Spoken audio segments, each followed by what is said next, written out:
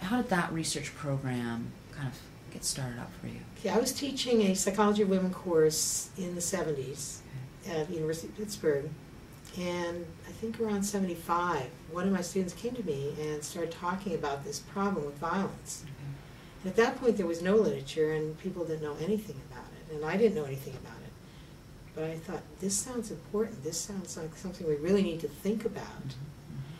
And so, again, following this kind of model I've had in my history of setting up a group of people. So we got a group of people interested in that and started talking about it, and we actually applied for an NIMH grant to do some work on this area.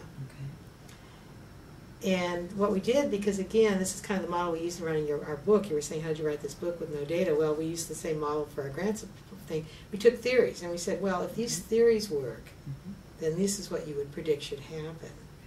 For example, we used attribution theory, and we said, well, if these battered women, why do they stay? If they make these attributions that it's unstable and it's going to change, which is what the kind of qualitative, we didn't have that label for it then, but that's what these women's experiences told us was happening, then that might explain why they're staying.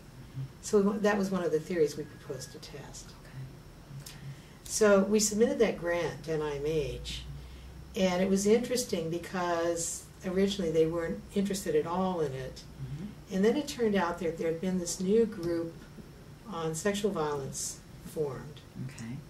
And they needed proposals. And so here was our proposal that got some kind of reasonable score but wasn't funded. And they said, oh, we could take that and fund that in our program, but it's not dealing with sexual violence. You've got to add marital rape to that.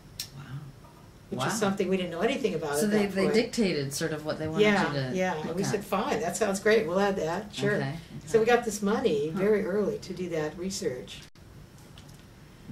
And I then continued to do research in that area, and that project took a long time. I didn't really know how to run a research project, so I kind of did this on my own. We developed an interview schedule and did this, but then the frustrating thing was I couldn't publish this work.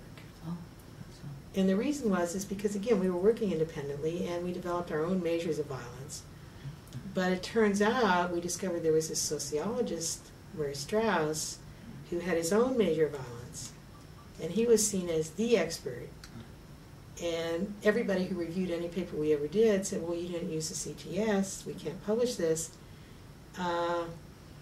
And we hadn't, of course, used that, and so they were all his students and him who reviewed these things, so we couldn't publish any. And there were a lot of other people complaining about it at the same time. There were some conferences in New Hampshire we went to, and there were other people there at the same time that had the same complaint. And so a lot of hostility between Murray and the feminist community because of this. So my interest kind of, I wrote a few book chapters, so I got a few things out. I did publish an article on marital rape, but I had to publish it in sex roles because none of the psychology journals were interested. And of course, it didn't get the right audience there because it was mostly humanities people. I'm sorry, not in sex roles. In what's the name of it? Science. Oh, okay. In science, So I kind of let that research just sit after a while because I was frustrated and I had to do other things because I had to worry about things like tenure and stuff like that. And then I started hearing about this research on dating violence, which is a whole different body of people doing this research. And they started saying, oh, there's women being violent, what's going on here? And so I got interested in that again and said, well, I don't believe that. And so I started collecting data on dating violence. And that then led to a kind of revival of that work for me. And we're now doing a lot of work trying to understand the female violence and how that fits into the larger picture of violence against women.